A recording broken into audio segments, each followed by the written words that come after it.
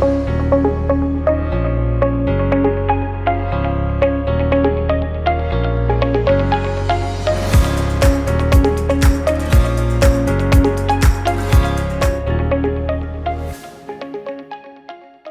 mis oyentes, bienvenidos al podcast Piedra Angular presentado por Global Grace Ministries.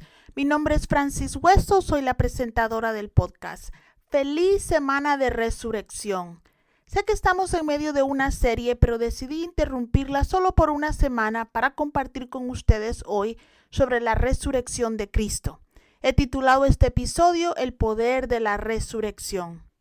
Una de las separaciones más destacadas que tiene el cristianismo de cualquier otra religión es que la mayoría de religiones tienen una gran reverencia o adoran a alguien muerto. El fundamento del cristianismo es que Cristo, nuestra roca, no está muerto. Su tumba está vacía. No habría una iglesia cristiana si Jesús no hubiera resucitado.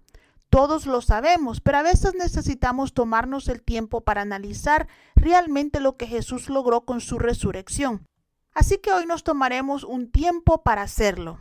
Vayan conmigo a Mateo 28 y vamos a leer los versículos del 1 al 7 que dicen: Después del sábado al amanecer el primer día de la semana, María Magdalena y la otra María fueron a ver al sepulcro. De repente hubo un gran terremoto, porque un ángel del Señor descendió del cielo y yendo al sepulcro removió la piedra y se sentó sobre ella. Su apariencia era como un relámpago y su ropa era blanca como la nieve. Los guardias estaban tan aterrorizados que temblaron y quedaron como muertos.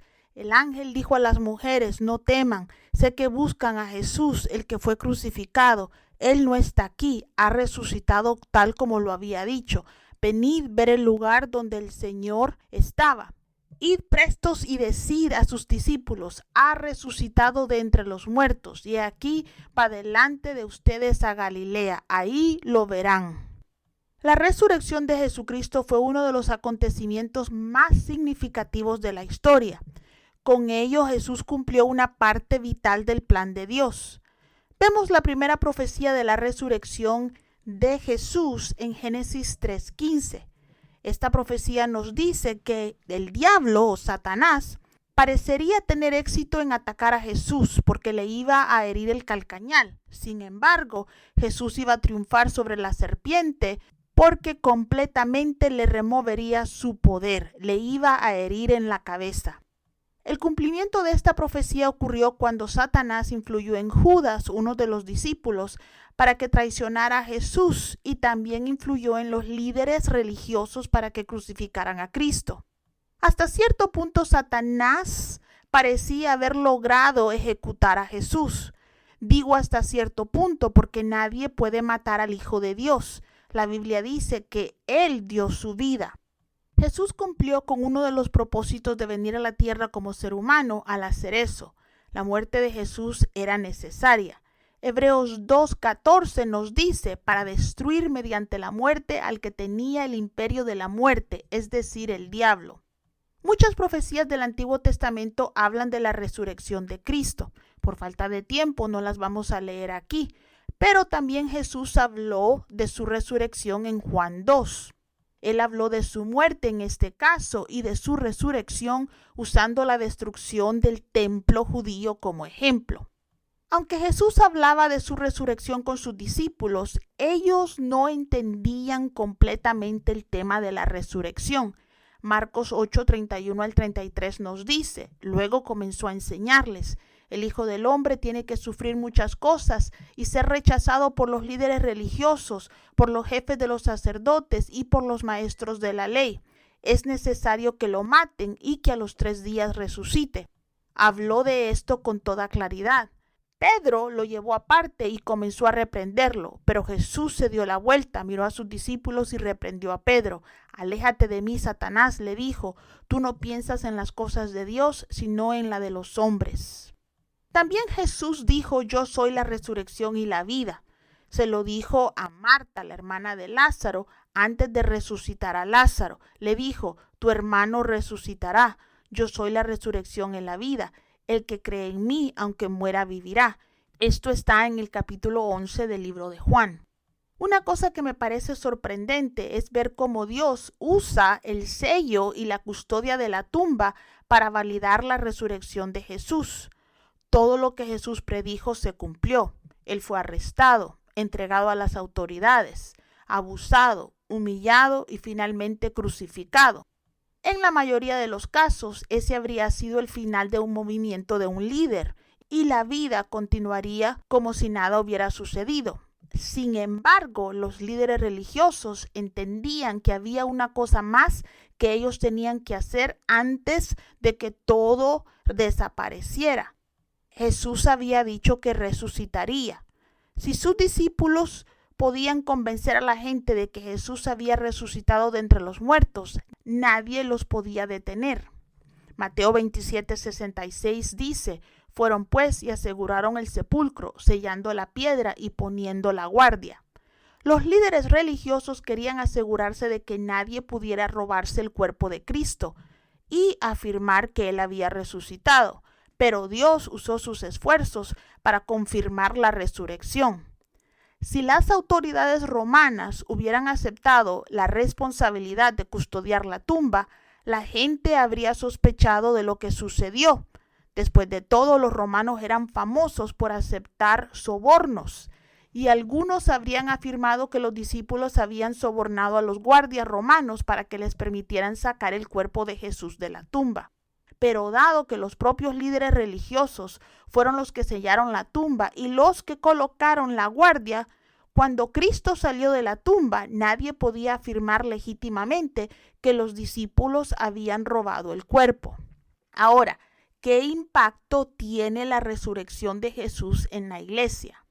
El libro de los Hechos muestra cómo los discípulos fueron testigos de la resurrección de Jesús y cómo predicaron sobre su resurrección poderosamente ante el mundo.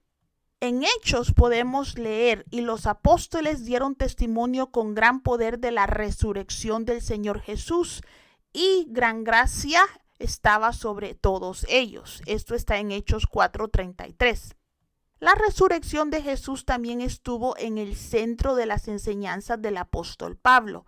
Consideremos un ejemplo de la vida de Pablo cuando éste habló en Atenas sobre la resurrección. Hechos 17:18 nos dice que algunos de los filósofos epícuros y estoicos también debatieron con él. Algunos decían: ¿qué intenta decir este recolector de semillas? Otros decían: parece ser alguien que proclama dioses extraños. Dijeron esto porque Pablo estaba predicando las buenas nuevas acerca de Jesús y de la resurrección. Entonces, si leemos un poquito más abajo los versículos 30 y 32, Pablo les contesta a estos líderes: aunque Dios pasó por alto los tiempos de ignorancia, ahora manda a todos los hombres en todas partes que se arrepientan, porque ha fijado un día en el cual juzgará al mundo con justicia, por el hombre que él designó. De ello dio prueba a todos al resucitarlo de entre los muertos. Cuando oyeron hablar de la resurrección de entre los muertos, algunos de ellos comenzaron a burlarse, pero otros dijeron: queremos escucharlo nuevamente sobre este tema. Ahora, mis hermanos, es importante que nosotros entendamos qué significa la resurrección de Cristo para nosotros. Veamos 7 principios bíblicos esenciales que tienen su fundamento en la resurrección de Cristo. El primero es que la resurrección prueba que Jesús era quien y lo que dijo que era. Los discípulos vieron el hecho de que Cristo fue resucitado por Dios de entre los muertos a la vida eterna como el sello de aprobación de Dios, el respaldo de Dios a todo lo que Jesús dijo. Anteriormente ellos habían oído que Dios, el Padre, se había referido a Jesús como su Hijo en quien tenía buena complacencia. Eso está en Mateo 3. Después de ser resucitado, glorificado por el Padre, Jesús se sentó a la diestra de la majestad en las alturas. Además, la resurrección de Cristo cumplió en detalle exacto todas las profecías que Jesús había dado con respecto a su resurrección. Número 2. La resurrección prueba las enseñanzas de Jesús. Jesús es el único a quien Dios ha resucitado de entre los muertos de esta manera. Por lo tanto, lo que dijo es verdad y es el fundamento supremo de todo lo que creemos.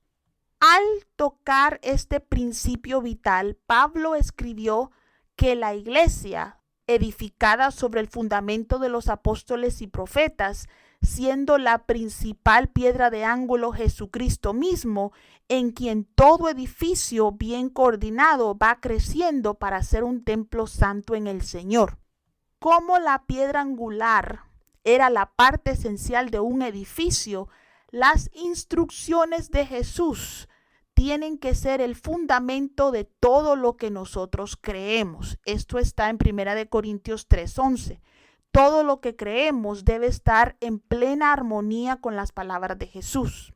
Número 3. La resurrección prueba que la pena por nuestros pecados ha sido pagada en su totalidad. Gloria a Dios por esto.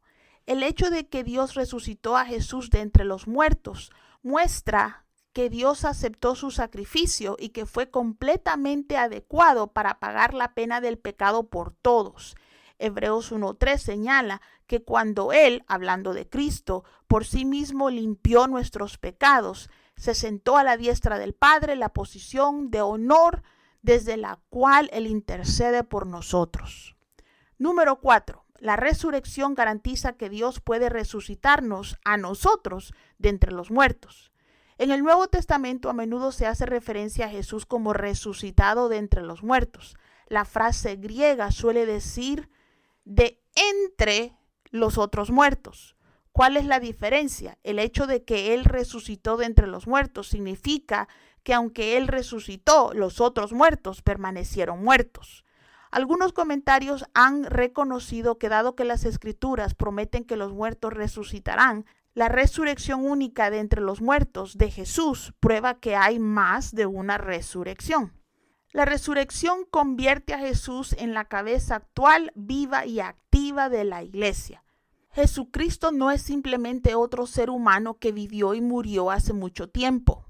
Como les dije al principio, Él está vivo. No es un simple carpintero, maestro, rabí o profeta fallecido. Él es quien toma las decisiones activas y cotidianas de su iglesia. Mis hermanos, toda iglesia aquí en la tierra tiene su pastor, pero el pastor no es la cabeza de la iglesia, Cristo es. Como señaló Pablo, Jesús es la cabeza del cuerpo que es la iglesia, el cual es el principio, el primogénito de entre los muertos, para que en todo Él tenga la preeminencia. Esto está en Colosenses 1:18. Y esto fue cierto en el pasado, es cierto hoy y va a seguir siendo cierto en el futuro. Número 6. La resurrección garantiza el regreso o la segunda venida de Cristo. Cada promesa del futuro de la iglesia está basada en que Jesucristo va a regresar.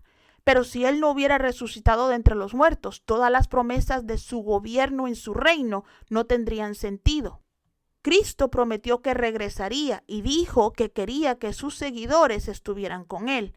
La noche antes de su crucifixión, Jesús le dijo a sus discípulos, y si voy a prepararles lugar, y vendré otra vez y les tomaré conmigo. Juan 14:3. En el último capítulo de la Biblia, que es Apocalipsis, Jesús prometió además que su recompensa estaría con Él cuando regresara. Apocalipsis 22:12 nos dice, y aquí yo vengo pronto, y mi galardón conmigo, para dar a cada uno según sea su obra. Estas promesas sobre su regreso solo pueden ser posibles porque Jesús resucitó. Si Cristo no hubiera resucitado, nosotros no estuviéramos ahorita esperándolo nuevamente. Número 7. La resurrección es la garantía de la justicia divina suprema. Si Jesús no hubiera resucitado de entre los muertos después de vivir una vida perfecta y sin pecado, la única conclusión que podríamos sacar es que al final el mal triunfa permanentemente y el bien es destruido. La crucifixión y la resurrección demuestran poderosamente la misericordia y la justicia de Dios.